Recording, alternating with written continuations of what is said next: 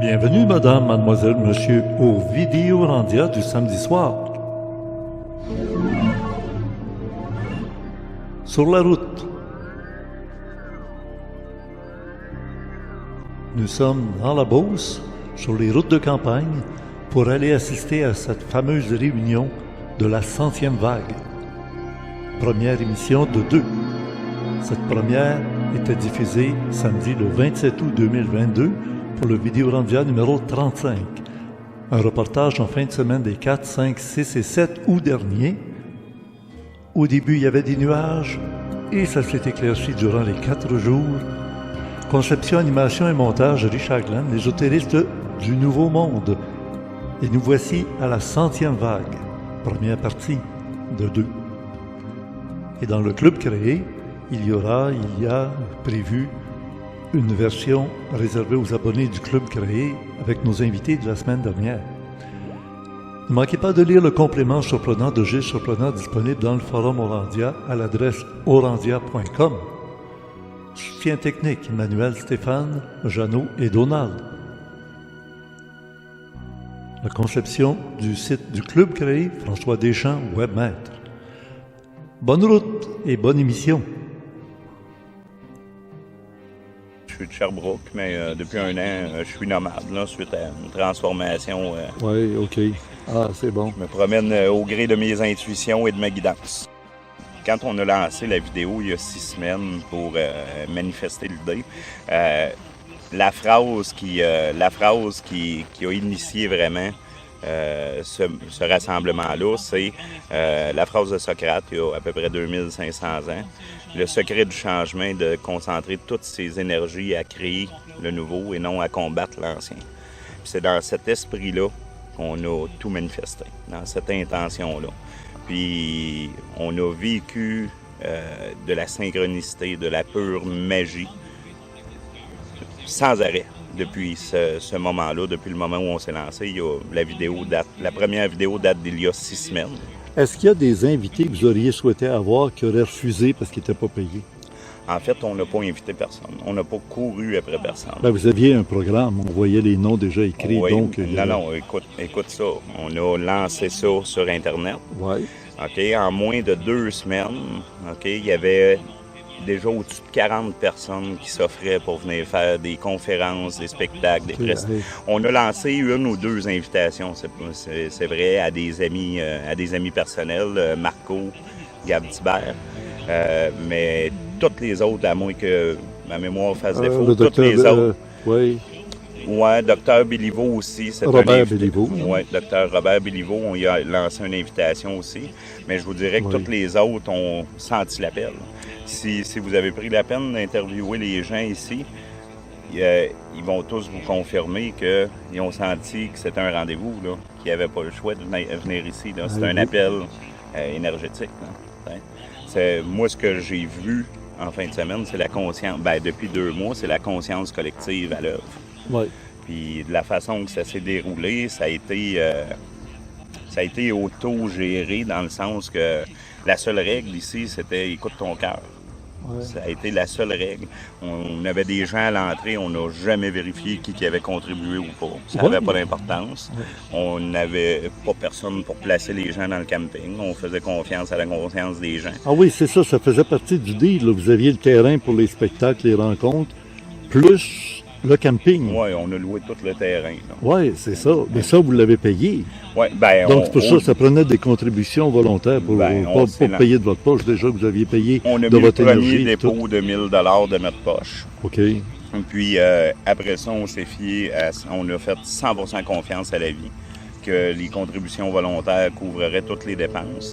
On avait, au départ, on avait budgété, puis dans les 5, on n'avait jamais fait d'événement, ni un ni l'autre. On n'a jamais organisé ça ou quoi que ce soit, même rien de proche. Mais vous aviez assisté sans doute à d'autres événements, donc vous aviez une petite idée comment ça s'organisait. Oui, vous aviez un système d'intercom entre vous autres. Oui, mais encore là, ça a été gratuit parce qu'un monsieur qui a 30 ans d'expérience en organisation d'événements, qui est devenu un très bon ami, m'a confirmé qu'il n'avait jamais assisté à aucun autre événement que les siens parce qu'il est là-dedans. Il a vu la vidéo 3 jours avant l'événement. il a senti l'appel. Il a débarqué ici avec tout l'équipement qui manquait, des chapiteaux. Ça a été un homme... Magique. Tout est magique. Vraiment, tout s'est placé. Là.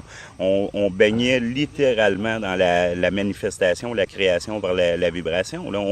On parlait, on prenait conscience, hey, ça va nous prendre des infirmières pour le comité. J'allais dire comité de sécurité, mais on a transformé ça en comité de bienveillance. Les mots ont une vibration. Hein? Puis on réalisait, hey, ça va prendre des infirmières pour les premiers soins, si besoin. Ça prenait 15-20 minutes. On recevait un message d'une infirmière qui venait d'entendre parler de ça, qui nous offrait son aide. Là. C'est que de ça à tous les jours.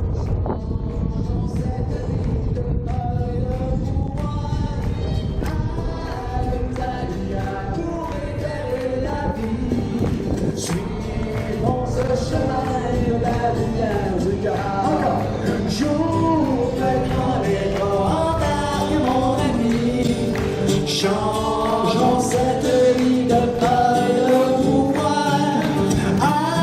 Alitalia pour éclairer la vie. Suivons le chemin de la lumière sans fin. La lumière sans fin, ouais! Brillez, brillez, brillez!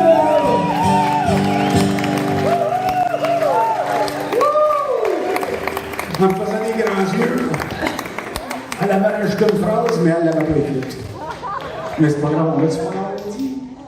On a-tu pas l'amendie? Ah oui, on a dit pas. Bon, hey, tantôt, on a fait une belle pratique, mais là, ça va être la vraie. On va essayer de pas me tromper. Pour ceux qui rient. Ça, là, on va la faire pour Mme Gist, hein? Toutes les personnes qui osent faire des petits pas. On ne fera pas personne les mêmes pas, ça c'est sûr. Mais on va en faire pour se libérer, pour être de plus en plus qui on est. Une autre composition de Brigitte.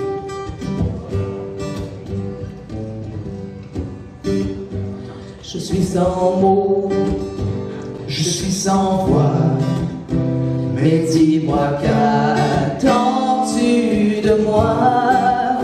Je ne travaille plus, j'ai tout perdu, mais je vois clair dans tes manières. Le savais-tu que mon ami qui aurait pu être le tien a perdu pied, s'est effondré, mais tu continues, tu ne vois rien, mais c'est fini, oh c'est fini, je reprends ma vie, j'ai pris conscience de cette danse, triste harmonie qui nous relie dans cette étrange symphonie. Dans notre cœur de combattants, l'amour est pur, tendre, géant, par le courage et nos pensées, les cœurs de pierre seront désarmés. Oh c'est fini, je reprends ma vie, j'ai pris conscience de cette danse, triste harmonie qui nous relie dans cette étrange symphonie.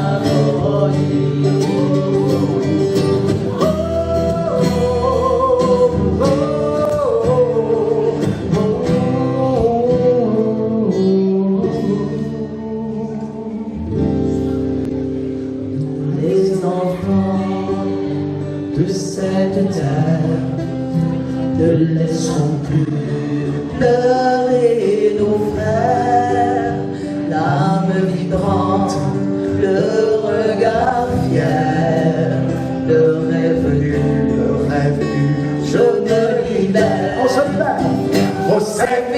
Oh C'est fini, je prends ma vie, j'ai pris conscience dans cette danse, belle harmonie qui nous conduit vers une nouvelle symphonie.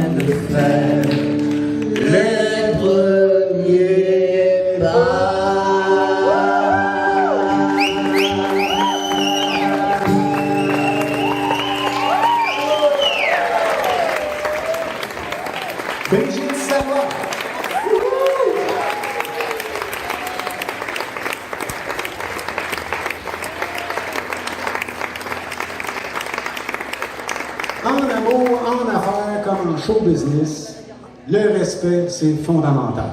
Alors, dans la programmation du jour, je devais chanter de 6h30, 18h30 à 19h. Alors, il est 19h02. Alors, normalement, c'est fini. Oh, c'est fini! Je prends ma vie!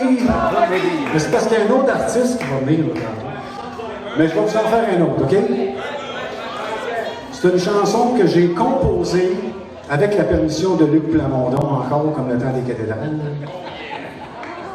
Il est fini le temps du sirop d'érable! C'est pas celle-là. C'est tiré de Starmania. Écoutez, je roulais dans mon char tantôt de l'Estrie, puis là, dans ma tête, ça disait « Ah ouais, essaye ça pour la fin, OK? » Puis j'ai changé les paroles. Yes, Seigneur. Merci, Denis, encore de me veiller sur les paroles.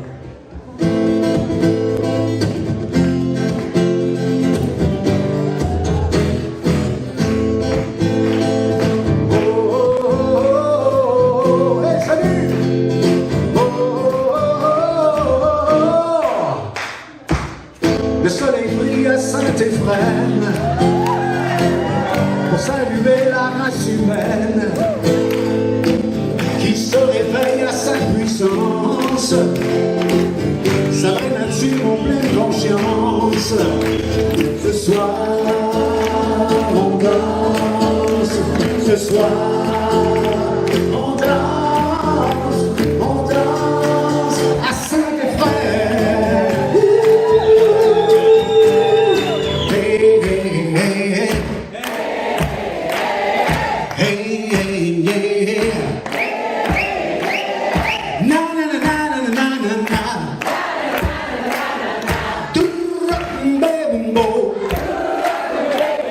Ce soir, on danse. Ce soir, on danse à Saint-Éphrem. Autour de nous, l'amour abonde. On voit déjà le nouveau monde dans ce décor qui nous ressemble. Tout le monde debout, enfin. Ce soir on danse, ce soir on danse, ce soir on danse à Saint-Éphrem. Oh, ce soir on danse, ce soir on danse.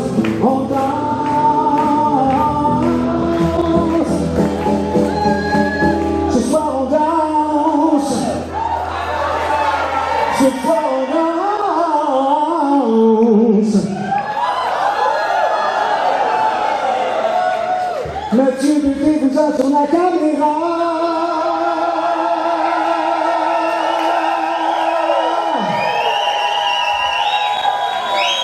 Ce soir on danse à Saint-Éphrem.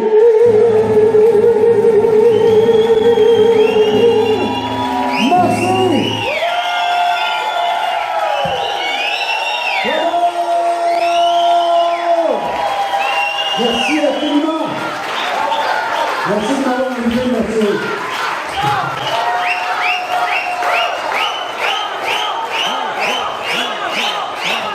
Yvan! Tout ça. Dieu, écoutez, Dieu est une femme, Dieu le Père. Dieu, tu es une déesse? Oui. Alors, quel est ton message? C'est que j'ai une demande spéciale. Vous allez acheter du lait? Du jus d'orange? Plus tard. Des légumes bio? Est-ce que tu refais le temps de la 100e vague? Oui. Oh oui!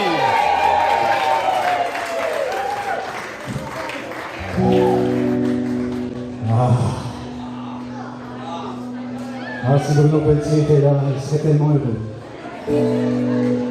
C'est quand même fou, hein, parce que, petite anecdote, Bruno Pelletier, Dédé Fortin, puis moi, on est trois drummers chanteurs, nés en 1962. Puis on est trois passionnés des arts martiaux. C'est étrange, hein? Il y a des frères cosmiques et des sœurs cosmiques. Il y a des filles qui se sont rencontrées tantôt. Ils disent « Hey, c'est une sorcière que j'ai rencontrée dans mon petit. »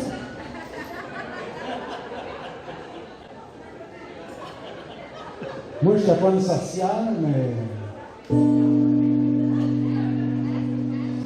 J'étais bon dans les potions magiques. C'est une histoire qui a pour lieu Saint-Éphrem sous le ciel bleu, en ce mois d'août 2022.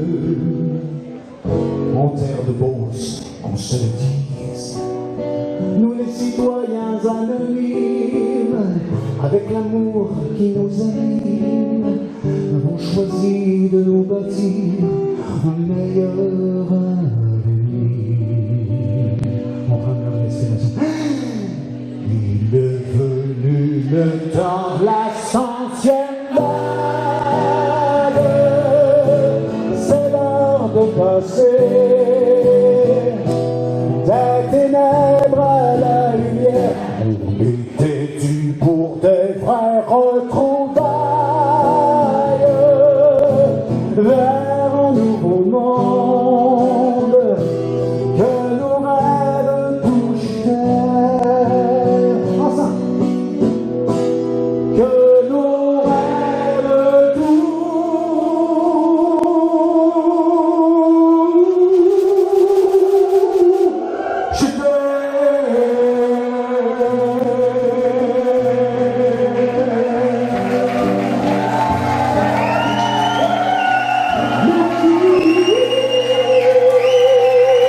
Merci beaucoup tout le monde.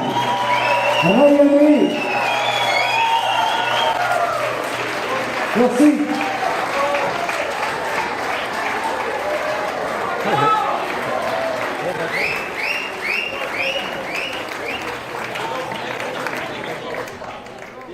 Sortons maintenant à l'extérieur, après ce triomphe d'Yvan Pion. Nous étions le jeudi soir du 4 août 2022. Le soleil pointait déjà à l'horizon. C'était une belle occasion de faire des rencontres avec des gens que je ne connaissais pas, mais qui me connaissaient pour la plupart. Je me sentais vraiment en famille, avec des gens qui disaient « Ah, bonjour Richard Glenn, l'ésotérisme expérimental ». Il y en a que ça fait 30 ans, 40 ans qu'ils suivaient mon émission. On voit que les piscines ne sont pas encore gonflées d'eau. Les gens arrivaient encore le jeudi soir. Nous allons maintenant écouter M. Boisvert qui nous parle de permaculture encore à l'intérieur de cette belle cathédrale de bois. Ça rejoint beaucoup ce que tu disais, Isabelle. Il y a prendre soin de l'être humain, prendre soin de la terre, puis partager l'abondance, partager les surplus. Donc, c'est trois éthiques qui viennent orienter, c'est une espèce de système de valeurs, je dirais, dans lequel viennent camper les activités dans la permaculture. Puis dans la permaculture, ici, il y a une douzaine de principes. Donc, encore une fois, là, la permaculture, c'est tout sauf un dogme. C'est pas les 10 commandements que Moïse a reçus sur la montagne, je sais pas quoi, puis tiens-toi à ça, mon homme, c'est même ça marche. On n'est pas là-dedans du tout, on est vraiment dans quelque chose où il y a quelques bases de réflexion qui viennent, dans le fond, alimenter ultimement un design, puis après ça, une mise en place. Là, j'ai pris quelques notes, parce que moi, j'étais supposé d'être à l'extérieur. Pour vous autres, c'est quoi la souveraineté alimentaire? Ou juste le terme souveraineté, c'est quand même assez lourd de sens, là, la souveraineté. Puis c'est un thème qui est assez, je dirais, présent dans le contexte actuel. En tout cas, on est poussé, je pense, à devenir souverain. Puis je pense que c'est une maudite bonne affaire. Donc, c'est quoi les thèmes, c'est quoi les mots qui vous viennent en tête quand j'évoque le thème souveraineté? Ça serait quoi, mettons, des synonymes qui nous permettraient de bien circonscrire ce thème-là? Autonomie, indépendance, autosuffisance, ouais. Responsabilisation, j'aime beaucoup ça. Choisir qui on aime, qui on est, avec qui on veut, absolument. Donc ça évoque aussi mettre ses limites, hein? Moi, il y a comme une formulation qui m'est venue dans le mois dernier là, qui fait du sens, je vais vous la partager. Pour moi, comme la personne souveraine, c'est quelqu'un qui ne domine pas et qui n'est pas dominé. Qui est dans sa vérité, qui partage. Tu as le droit à ton avis, c'est pas la mienne, c'est pas mon avis. Ça peut cohabiter, Si toi, tu décides, ça cohabite pas. Une bonne réponse. Ouais. Très belle définition, n'est-ce pas? C'est légèrement différent de celle du dictionnaire, qui est au-dessus des autres dans son genre, ou qui est l'autorité suprême. On aura l'occasion d'entendre beaucoup de conférenciers au cours de cette rencontre, ce rassemblement, des gens qui font partie d'une nouvelle culture. Eh bien, c'est surprenant, mais il y avait un petit bois très particulier. En voici un aperçu dans ce boisé de la forêt enchantée.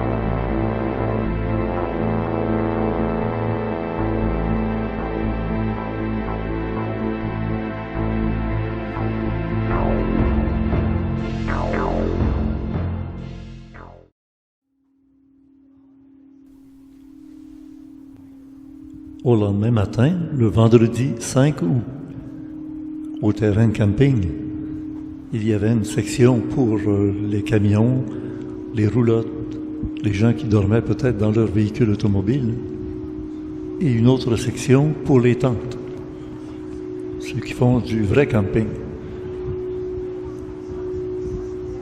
Et lentement, les activités reprenaient vie, tout en douceur, comme ceux qui ont tout de suite au matin assisté à une méditation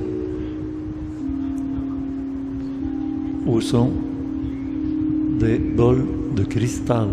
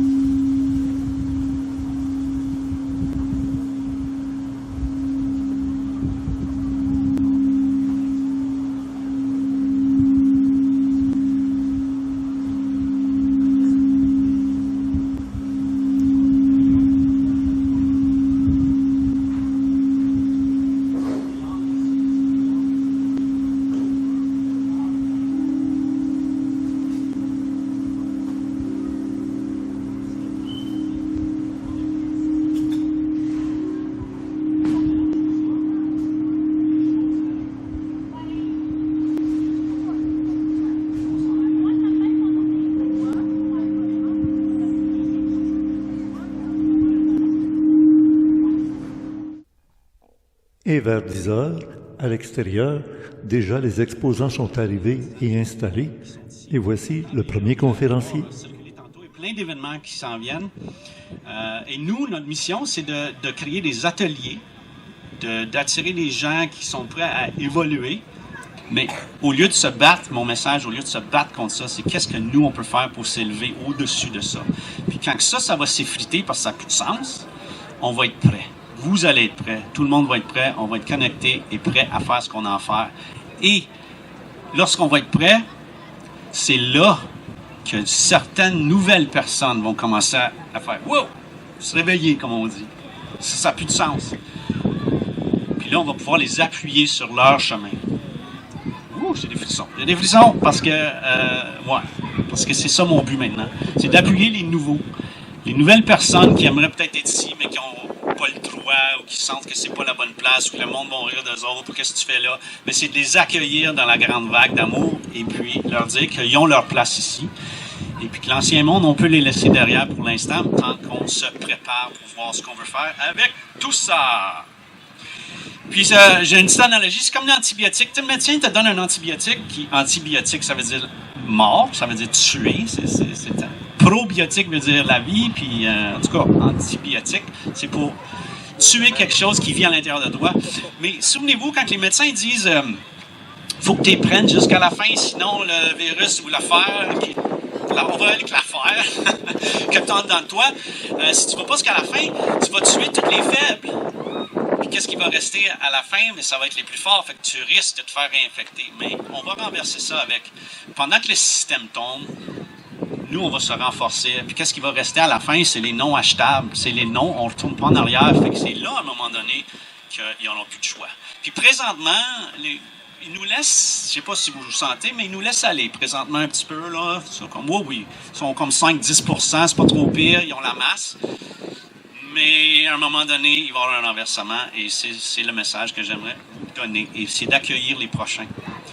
Et calmer, moi je sais que je l'ai encore, mais j'essaie de le calmer, mon ego spirituel. On est tellement meilleurs, puis on va tout sauver le monde, mais c'est à eux de faire un pas, mais lorsqu'ils font le pas, venez-vous-en. Et on avance ensemble. C'est ça que j'adore de ces fins de semaine ici, c'est qu'on avance ensemble. Liberté, disons que c'est plus un mot qu'on ressent. Fait qu'il faut le créer à l'intérieur de nous. On avait arrêté. Puis on a découvert que non, on était dans la bonne place. Puis tout ça pour dire que dans la vie, d'avoir des doutes, ben, ça arrive à tout le monde. C'est pas obligé d'être permanent. Tu sais? On est tous ensemble. Ce qu'on vit, je suis arrivé lundi matin, moi ici, là. Puis depuis lundi matin, c'est incroyable ce que je vis. Quasiment de jour en jour, je vois des choses incroyables, tu sais.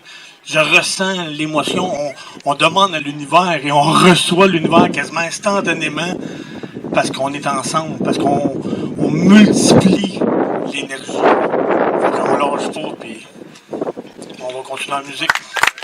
Allez, à 2 minutes, Marc.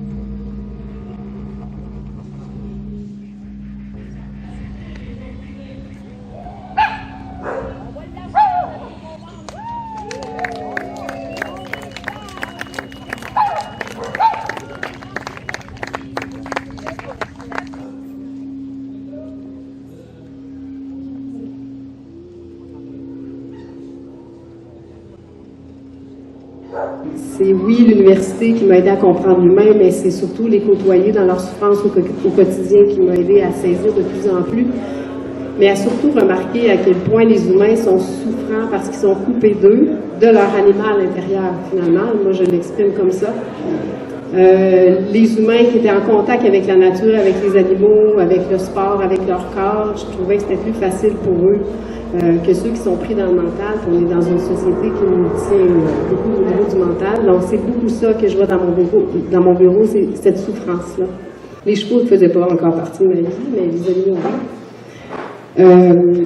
Puis je me rendais compte comme psychologue qu'être dans un bureau 1 heure par semaine pendant 5 ans, 10 ans, oui, ça avançait, mais pas tellement non plus, parce que les gens, souvent, y arrivaient, ils vidaient leur sac et me disaient même « Ah, ça fait du bien, j'ai vidé ma poubelle », puis ils repartaient, tu sais. Donc, nous, comme psy, on porte beaucoup cette souffrance-là, puis on nous apprend à être experts, tu sais, les experts, ils savent, on sait comment guérir, donc j'ai porté cette pratique-là de cette façon-là longtemps, jusqu'à me rendre à une fatigue de compassion, que j'avais plus d'empathie, c'était plus possible pour moi d'aider.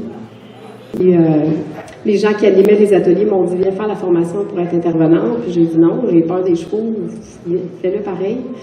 Mais avec Billy, c'était un cheval de 20 ans, super sage, dressé. Évidemment, il avait passé par le monde de l'équitation, donc il était très docile.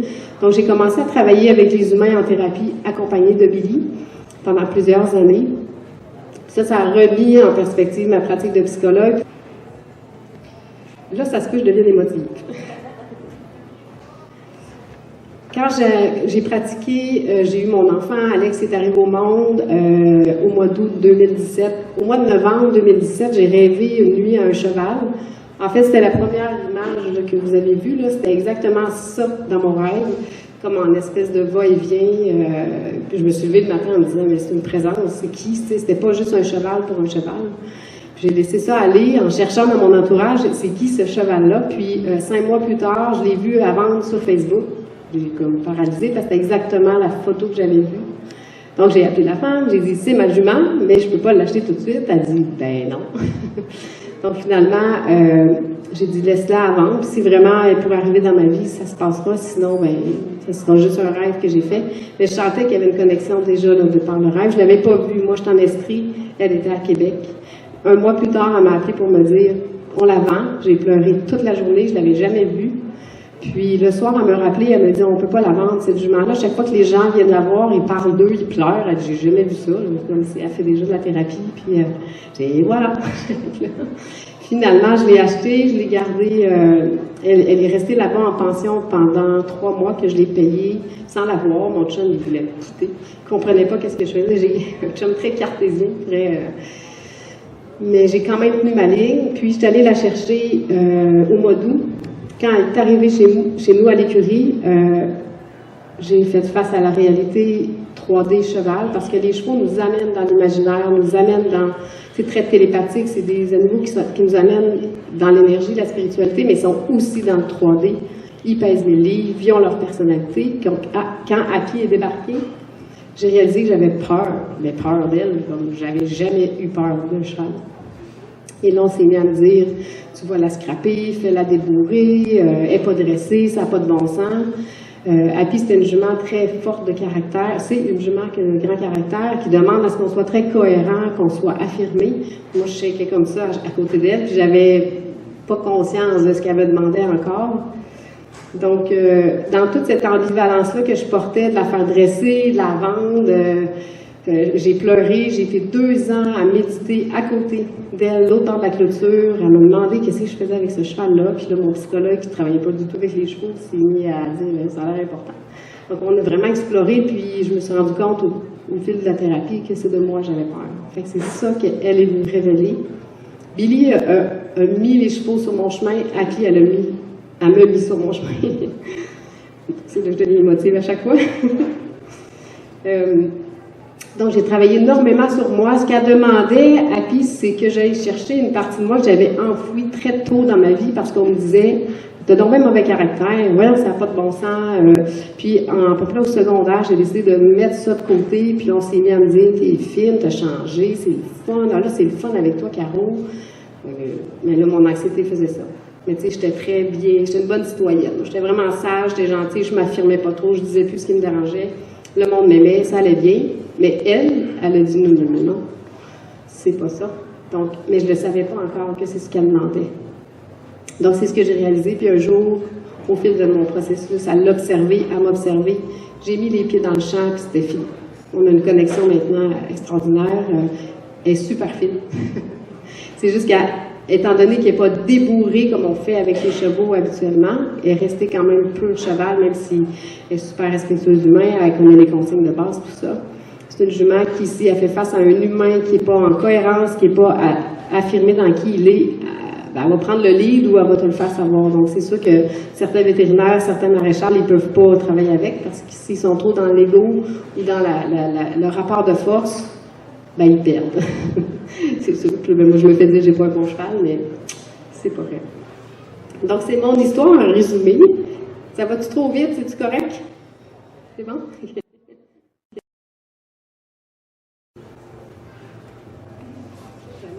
Mais il y a une citation que j'avais prise dans un livre que j'aimais beaucoup, c'est « Si l'homme savait retrouver ses facultés animales oubliées, s'il développait par l'éducation ses ressources affectives, les humains pourraient développer des sociétés plus altruistes, plus justes et paisibles. Il serait possible de rendre l'homme plus humain en réveillant en lui le meilleur de l'animal. Pour sauver l'homme de sa violence, la culture ne doit pas le couper de la nature, mais l'inviter à retrouver en lui sa nature et ses émotions animales. » Voilà. Merci.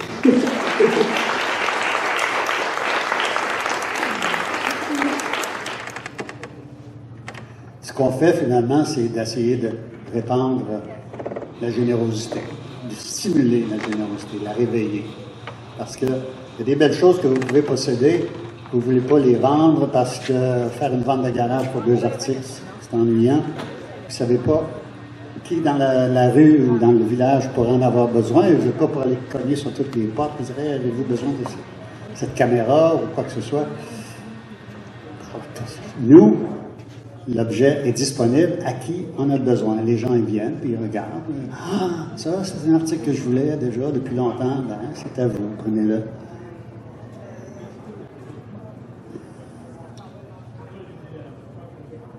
Là, l'idéal, on a 2 magasins Utopia, peut-être un 3e qui va ouvrir. À quel endroit? À Orford. Il va y avoir un 3e, supposé. On aimerait là, que, c'est un rêve, vous allez me dire, mais que chaque village, chaque ville du Québec, tous les villages, il pourrait y avoir un magasin Utopia, c'est-à-dire un magasin qui a de la marchandise à remettre en circulation gratuitement à qui en a besoin dans la population. Ça serait possible.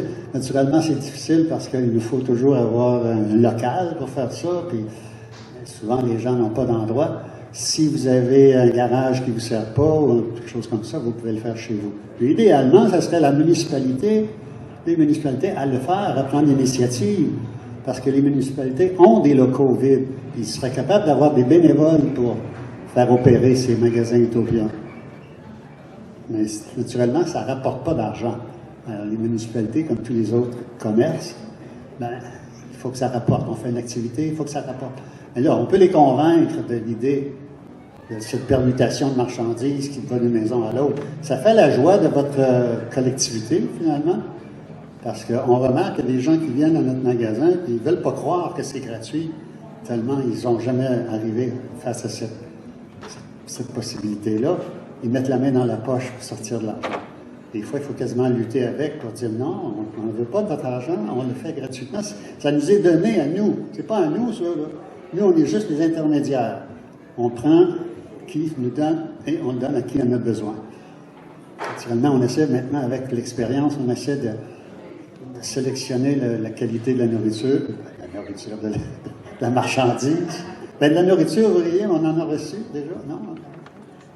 Ah oui, on a reçu justement de notre associé de Deauville du chocolat en sac comme pour faire du chocolat chaud. Là. Elle en avait des caisses, elle nous en a fourni, on nous en reste encore. On distribue à qui vient au magasin, on leur demande, ça vous tente-tu de faire du chocolat chaud? Il y avait plusieurs essences.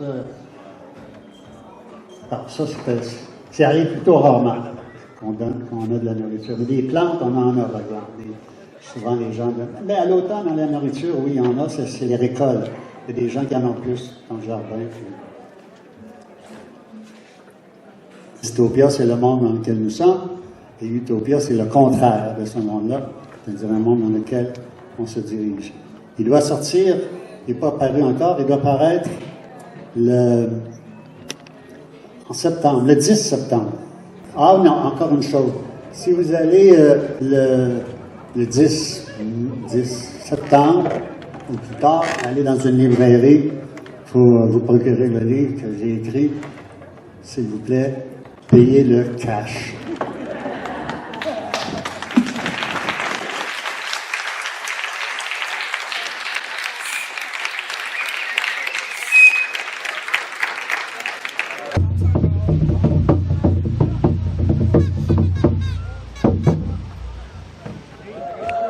Y en a-tu qui sont contents d'être ici?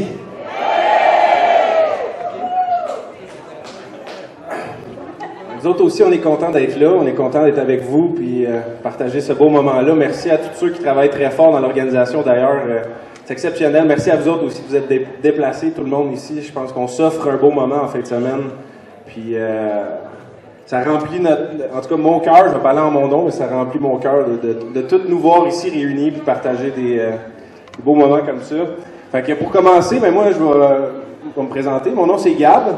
Pour il y en a peut-être qui ont déjà vu des vidéos dans vos écrans circuler. Gab Thibert, puis laissez mon... Et oui, Marco Vingendaire. Bon, on est en fait cofondateur de Libre Média, qui est un nouveau média indépendant qui est en train de faire sa place, disons, de plus en plus au Québec. On a un peu moins de...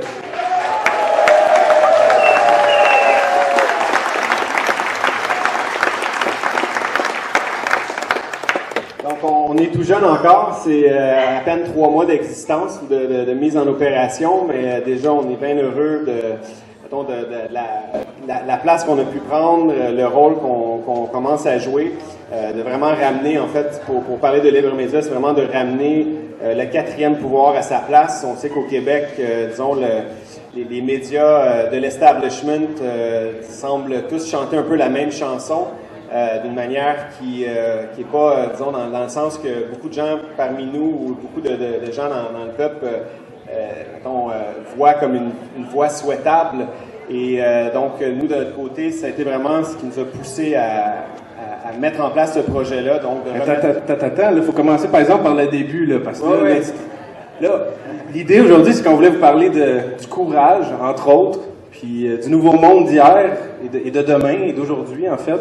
Puis Marco, d'ailleurs, il est historien, il écrit un livre qui est disponible, d'ailleurs, si vous voulez, Histoire oubliée du Nouveau Monde, c'est ça? Oui, le Nouveau Monde oublié, la naissance métissée des premiers Canadiens. C'est une histoire populaire de la Nouvelle-France, donc qui raconte d'un bout à l'autre l'histoire donc du premier chapitre, ou le récit du premier chapitre de notre histoire nationale, pour le Québec, mais aussi pour toute la francophonie d'Amérique. Donc, c'est en fait une phrase de Jacques Lacourcière qui disait « L'histoire, ça ne s'enseigne pas, ça se raconte ». Alors, c'est l'esprit dans lequel j'ai écrit le livre, donc de raconter d'un bout à l'autre le grand récit de en fait, nos ancêtres, les premiers Canadiens. Alors, c'est un des bouts des éléments dont on va vous parler aujourd'hui. Donc, en termes d'introduction, donc c'est ça, je suis historien. Donc passionné d'histoire et passionné de ce qu'on peut créer ensemble, co-créer dans ce qu'on appelle le Nouveau Monde. Alors, mettons, comme intro, voilà un peu, je peux peut-être parler de toi un petit peu plus aussi. Ouais. Ça, puis je vais vous parler un peu des débuts justement de Libre Média qui est venu à moi, cette idée-là de lancer un nouveau média au Québec. En fait, je pense qu'on est plusieurs à avoir ressenti le besoin de ça, comme Marco a dit. Fait que l'idée est venue, en fait, je vais vous parler d'un peu qu'est-ce qui m'a amené avant de partir Libre Média, un peu le background qui nous a amené à créer ce projet-là, puis qui est une mission plus grande que nous. En tant qu'entrepreneur, c'est ça, j'ai développé des sociétés, puis au fil du temps, en travaillant sur moi, j'ai fait beaucoup de développement personnel, j'ai lu des livres, tout ça, puis ça m'a amené à aller dans des conférences, des ateliers, comme un peu ce qu'on fait aujourd'hui. Puis je suis tombé plus dans le monde de la spiritualité justement, à travers la business, à travers le développement personnel, ça m'a amené dans le monde de la spiritualité. J'ai tout le temps été quand même curieux, ouvert d'esprit, tout ça. Puis dans une conférence, il y a quelqu'un qui s'est levé et qui a dit qu'il faisait des soins holistiques, une dame qui s'est levée. J'avais des frissons partout sur le corps. T'sais. Puis quand on a des petits feelings comme ça d'intuition, je pense qu'il faut les suivre. Puis même si des fois, encore là, il faut avoir le courage de les suivre, même si des fois ça peut faire peur, ces intuitions-là. Ça peut être des intuitions de lâcher sa job, de lâcher une relation qui est toxique ou quoi que ce soit. Ça peut faire peur, mais il faut avoir le courage quand on a l'intuition, quand on sait que ça vient du cœur, d'une certaine direction à prendre dans notre vie, il faut l'écouter. C'est ce que j'ai fait quand j'ai vu la dame qui s'est levée, qui a parlé de soins énergétiques. Pour moi, ça m'a appelé. J'étais allé la voir à la pause, puis là, elle m'a dit parfait, viens me voir à la maison. Puis c'était une dame qui faisait des soins chamaniques, elle était d'origine autochtone. Puis moi, d'ailleurs, je suis d'origine autochtone aussi, mais je le savais pas trop, dans le fond. Dans ma famille, c'est un peu caché, on a un peu oublié ces racines-là. Que ma grand-mère s'est coupée de ce côté-là, de ses racines autochtones. Puis bref, c'est une partie qu'on a beaucoup réprimée de nous, autant comme Québécois qu'Autochtones. Ça a été longtemps mal vu. Puis Marco va pouvoir vous en parler un peu plus tantôt. Ce soin-là m'a vraiment ouvert les yeux à un monde invisible, si on veut. Vraiment, ça m'a permis de ressentir à l'intérieur de moi des choses que j'avais lues auparavant, puis qui restaient de la théorie un peu, mais en l'expérimentant, ces soins-là énergétiques, ça m'a vraiment comme...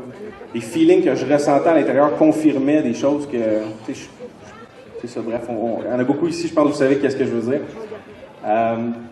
Puis bref, c'est ça, ce parcours-là éventuellement, ces chamans-là, j'ai passé 3 mois avec eux dans le début de la COVID, dans des chalets dans le Nord. Ça a été comme des moments incroyables. Justement, on a fait beaucoup de méditation, de vortex, on a travaillé dans le monde de l'énergie. Puis c'est un autre niveau, tu sais, puis je savais que ça passait par le fait qu'on fasse ça ensemble. C'est pour ça qu'on a décidé que notre slogan aussi chez Libre Média, c'est « Ensemble, créons le changement ». Parce que c'est pas quelque chose qu'on peut faire individuellement. Ben oui, en partie, il faut le faire individuellement, créer le changement à l'intérieur de soi. Mais il y a aussi un aspect collectif, qu'on partage cette belle planète-là sur laquelle on vit, puis c'est la société dans laquelle on vit. Donc, bref, c'est pas mal ça. Je pense que j'arrive au bout de mes idées pour l'instant. Les nations québécoises, les autres Premières Nations, les Mohawks, les Abénakis, les Wolastoqiyik, les Mi'kmaq, les Inuits, les Atikamekw, les Wendat, les Algonquins Anishinaabe, les Inuits. Il prend un risque, le risque de se faire juger, évaluer, rejeter, condamner. Est-ce que tout le monde prend la parole? Salut, bonjour. Alors, le titre de son papier, c'était la liberté d'expression des médecins. L'autre P, c'est le pouvoir, puis l'autre E, c'est l'ego. Alors, c'est de ça qu'il faut se libérer pour s'en aller vers quelque chose qui s'appelle le premier P, la paix, le A pour l'amour, l'autre P pour la présence. La présence, le bonheur se vit dans le moment présent. Si vous êtes ici, tout ici, il n'y a rien qui nous inquiète parce qu'il n'y a rien de menaçant en face de nous. On a à créer quelque chose, ça va être le fun, ça va nous sortir de notre zone de confort, ça va nous aider à se développer à de multiples niveaux. Et puis, peut-être qu'on va arriver dans quelques années à être comme nous le suggère Klaus Schwab, ne rien posséder et être heureux.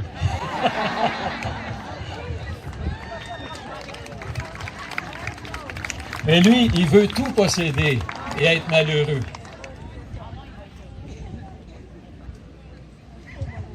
Bon, alors, c'était le premier P, ma première petite histoire. Et j'en ai plein d'histoires. Je pense que les histoires sont beaucoup plus aptes à nous apprendre des vérités souvent que les statistiques qui nous touchent jamais. Moi, vous allez me dire, il y a 17 000 enfants qui meurent tous les jours de faim. Ça reste là. Vous me faites lire La petite fille aux allumettes, je pars à broyer tout le temps. C'est comme, c'est curieux, hein? Qu'est-ce qui nous fait agir? C'est l'émotion.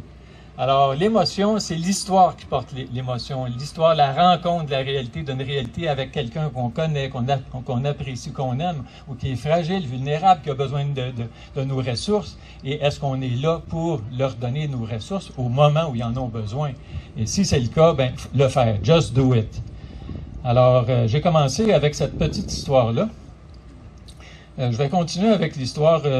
Une histoire, moi, ce que j'ai beaucoup apprécié dans ma vie, c'est quand j'avais une croyance, une idée, une certitude, et puis que je tombais sur un livre qui venait me brasser.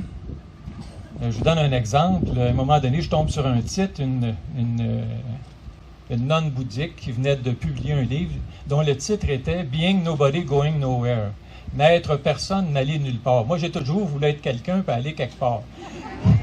Et puis, elle écrit un livre, N'être personne et n'aller nulle part. Et ça m'intéresse. Parce que ça va m'apprendre des choses, ça va me bousculer, ça va me bouleverser, ça va me donner d'autres options pour avoir un bonheur qui soit moins dépendant d'un succès qu'on apprécie, mais juste une présence, une qualité de présence qu'on fait à tout ce qu'on va rencontrer. Quelque chose qu'on souhaite ou quelque chose qu'on ne souhaite pas parfois, mais qui nous arrive, et avec qu'est-ce que tu vas faire avec ça, avec cette situation-là. J'ai eu la chance aussi de tomber sur un livre de Norbert Ben Saïd à un moment où j'étais investi dans la bonne médecine, c'est la médecine préventive. Pour moi, c'était clair, c'était... Puis là, lui arrive avec son titre, La lumière médicale, les illusions de la prévention. Simonac, faut que j'aille lire ça. T'sais. Ah, ça fait brasser les idées, là. Puis il dit, dans le fond, ce qu'on cherche, c'est la sécurité. Puis c'est devenu, il a écrit ça il y a 30 ans, là. T'sais. Et puis c'est encore plus vrai aujourd'hui. Ce qu'on cherche, c'est la sécurité, mais il y a toujours une perte de liberté pour une augmentation de sécurité. Alors, il faut faire très attention à ça. De vouloir de la sécurité, il y a rien, de la prudence, il n'y a rien de mal à ça. Tu sais, moi, je suis allé en moto avec mes gars là, sur la Blue Ridge Parkway. C'est quelque chose de plus dangereux que d'y aller en auto. Tout le monde en convient. Mais c'est le fun. Parce que tu es sur le bord de crever. Là. À chaque courbe, tu peux crever. Là. Puis la vie est précieuse, tu vis intensément, puis il faut que tu vives dans le moment. Il n'y a pas de place pour les problèmes qui s'en viennent, les problèmes qui étaient là. Alors, c'est vraiment des pratiques qui nous aident à un moment donné à s'inscrire, à s'installer dans le moment. Moi, j'ai développé des choses beaucoup moins dangereuses que la moto, qui s'appelle la méditation. Ma femme, elle aime mieux ça. Je ne suis pas obligé de la rassurer quand je médite, alors que quand je fais de la moto, il faut que je l'appelle à tous les soirs là, pour lui dire que je suis encore vivant. Alors, elle tient encore à moi, c'est fascinant, hein? Alors, la première condition pour mieux aborder puis développer cet héroïsme-là pour moi, c'est précisément ne pas savoir. Ne pas savoir précisément. En anglais, il appelle ça « don't know mind », l'esprit qui ne sait rien parfaitement. On peut savoir des choses, mais on ne sait rien parfaitement. Alors, si on n'a pas on est ouvert à n'importe quoi. Et là, ça devient fascinant. Là, c'est pas un combat pour imposer nos projets. D'ailleurs, il y avait un sage qui avait écrit une phrase que j'ai retenue. Il est imprudent de faire des projets, surtout en ce qui concerne l'avenir. Pierre Dac, qui est un comique français. Alors, mais je dis ça, puis c'est pas une blague, là. T'sais, moi, je prévoyais à ma retraite voyager. Ça fait 2 ans que je suis à ma retraite. J'ai pas. je suis allé en Gaspésie. Alors, je suis bien content d'avoir voyagé avant. Alors, vivre le moment présent, ce qui nous offre, ce qui nous est offert, qu'est-ce qu'on peut vivre actuellement. Puis je pense que ce qui nous est proposé actuellement, c'est un voyage intérieur. C'est un voyage où on apprend à se déposer et à être bien à se déposer. C'est ce que je vais vous inviter à faire actuellement. Je vais vous proposer une petite pratique d'arrêt. Je ne sais pas si vous êtes assez confortable. Ceux qui sont pas très confortables, étendez-vous plutôt que d'être mal positionné. J'ai apporté mon système de son, j'ai apporté mon ordi, j'ai apporté mes connexions. Il n'y a rien qui marche. Mais c'est pas grave.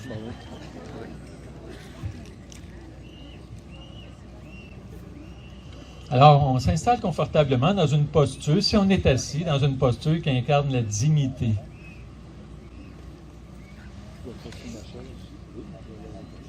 Les paupières sont délicatement fermées. Le front est lisse. Et à chaque fois que je nous invite à s'arrêter, pourquoi pas déposer un demi-sourire sur les lèvres qui nous rappelle que la pratique d'arrêt est une pratique de paix,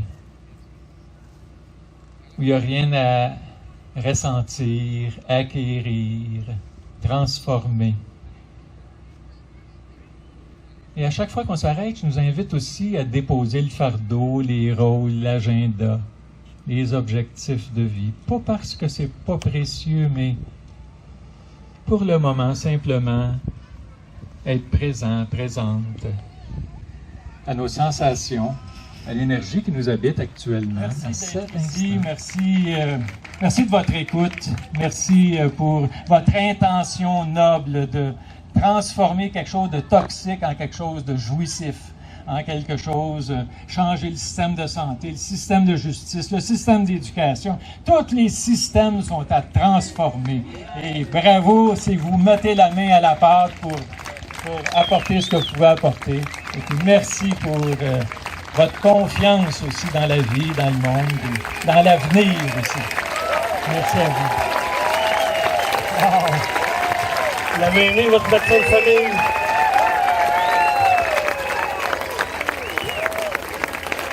Il a dit qu'il fallait s'aimer. On est capable de faire ça, nous autres, rester heureux, s'aimer.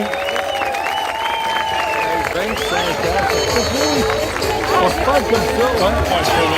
Merci. Merci. Retournez-vous pour vous applaudir vous-même aussi. C'est pas moi qu'il faut remercier, c'est vous-même. Vous savez, la gang, tout à l'heure, la police est passée. Ils ont arrêté parce qu'ils étaient pas au courant. Ça, t'as vu Paul, t'as rencontré Paul dans mon émission. Ah ben, je l'ai écouté hier dans le Club Crème. Parfait.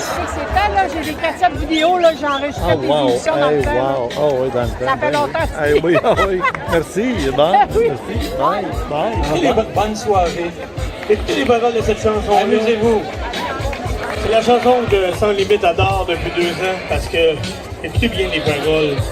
Je veux vraiment qu'on la vive, cette chanson.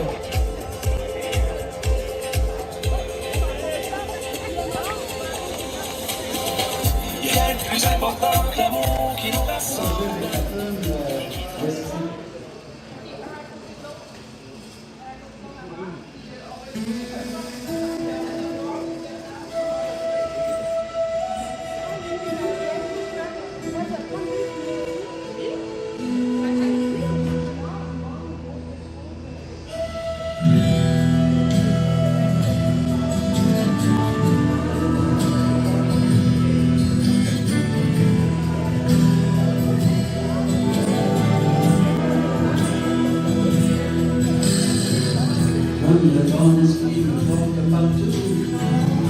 Votre message est très clair. Merci beaucoup. Ça me plaisir.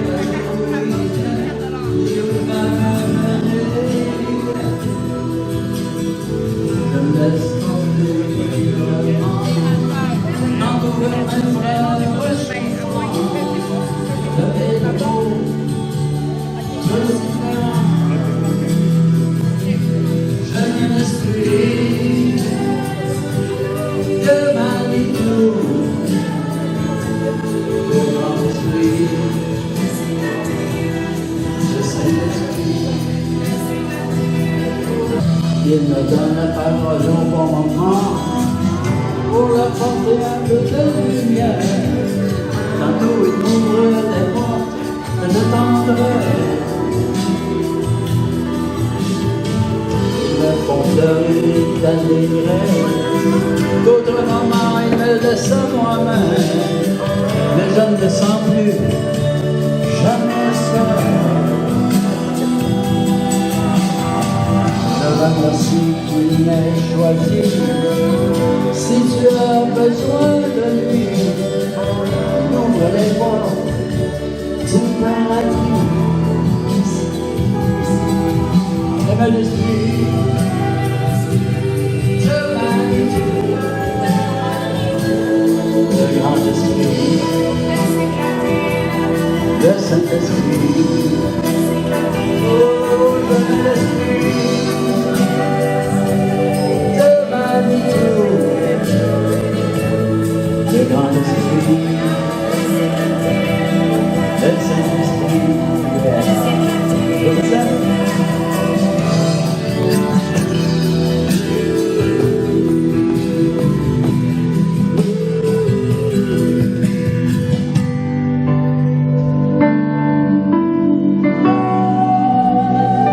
Répète, ah oui, donc. J'aime l'esprit de Manitou, le grand esprit, le grand esprit de Saint-Esprit.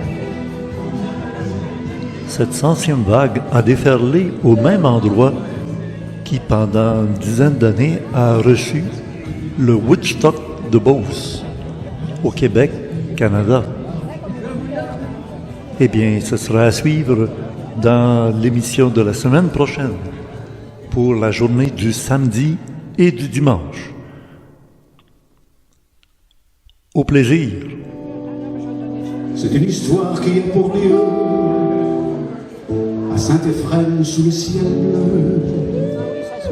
en ce mois d'août 2022. En terre de Beauce, qu'on se le dise, nous les citoyens anonymes, avec l'amour qui nous anime, avons choisi de nous offrir un plus bel avenir. Merci Denis. Il est venu le temps de la 100e vague.